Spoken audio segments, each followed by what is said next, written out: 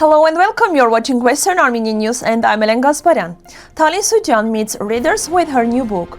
Just like during the Artsakh war, today Azerbaijan again speaks openly about its plans to take our lands, says Tatevik Hayrapetyan.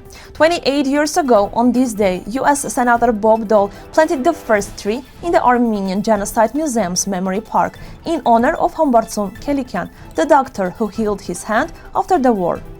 Everything is closing, the people are leaving, the villages, said the resident of Syunik. Without the church, without Artsakh, without the memory of the genocide, the Armenian becomes weak.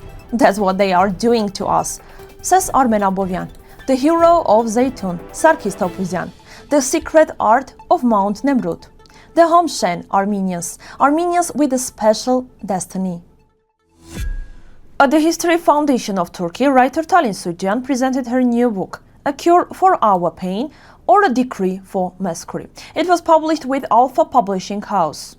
In the book, she uses many old documents from Turkey and abroad to show the real life of Western Armenia under occupation and the struggles of Armenian villagers against violence. Talin Suchian will also give a talk on October 14 in Istanbul about how local reforms affected Armenians in Sicilia and other regions where they often faced pressure and exile. The event is organized to highlight the role of women historians in history, and it will be hosted by Lelia Kayhan. Historian and former MP Tatevik Hayrapetyan criticized the country's leader, saying he turned the Artsakh issue into a tool for domestic political fights. She said the government ignores Azerbaijan's aggressive and expansionist policy, which was clear during the Artsakh conflict and continues today.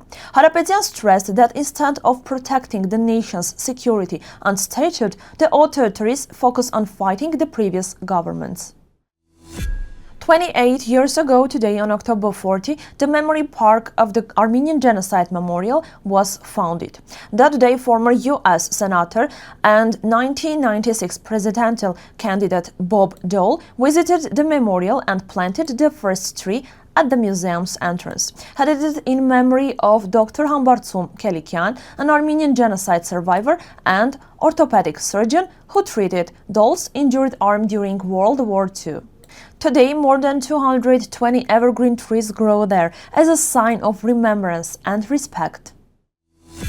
In the villages of Darbas, Gedadagh, Lor and Shenadagh in Syunik, schools are being joined into one.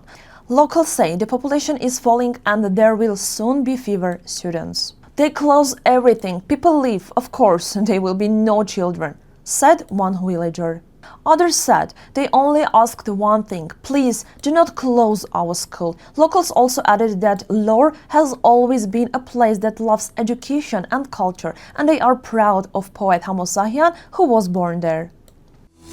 Early this morning, the National Security Service held operations in the Aragatsotn diocese. 10 priests were taken for questioning, and later Bishop Mkrtich Prosyan was officially charged. The court is now deciding about his arrest. The case is based on a report saying that before the 2021 elections, a priest was forced to attend a political rally. Analyst Arman Abovyan said this attack on the Armenian Apostolic Church is part of a bigger plan, pleasure from Azerbaijan and Turkey to weaken Armenian faith and identity. The attack on our church is an attack on the Armenian identity, said Abovyan. Without the church, without Artsakh, and without the memory of the genocide, an Armenian cannot feel whole. It is also part of the government's plan to make sure no organizations have more respect or power than them. During the Zeytun Liberation War of 1895 to 1896, one of the heroes was Sarkis Topuzian, a brave fighter inspired by the idea of Armenian freedom. His photograph taken in 1900 still reminds us of the heroic struggle of Zeytun, a symbol of Armenian dignity and independence. On the top of Mount Nemrut, 2,134 meters high, King Antiochus I of Commagene, a descendant of the Orthonid Yervanduni dynasty, built a great temple around 69 to 34 BC. He even made the mountain 50 meters higher, a work of amazing ancient skill. After thousands of years, it still stands strong, showing the talent of old Armenian builders. The Armenian people are rich in history and diversity. They may look different, but their hearts are the same. All are Armenians. A great example is the Hamshen Armenians. Their homeland, Hamshen, is now in occupied northwestern Armenia. Long ago, it was founded by Prince Hammam, and Armenians lived there for centuries, keeping their language, faith, and culture. After the genocide, many moved to Russia, Armenia, Georgia, and Abkhazia. Today, most live in southern Russia and Abkhazia, speaking a mix of Western Armenia and Russian. Those who stayed became Muslim, while others remained Christian. They are known for their humor, warmth, and love for music. Their songs and dances have a unique Armenian soul found nowhere else. Though some lost their identity, the Armenian spirit still lives in their hearts. As we say, blood never becomes water.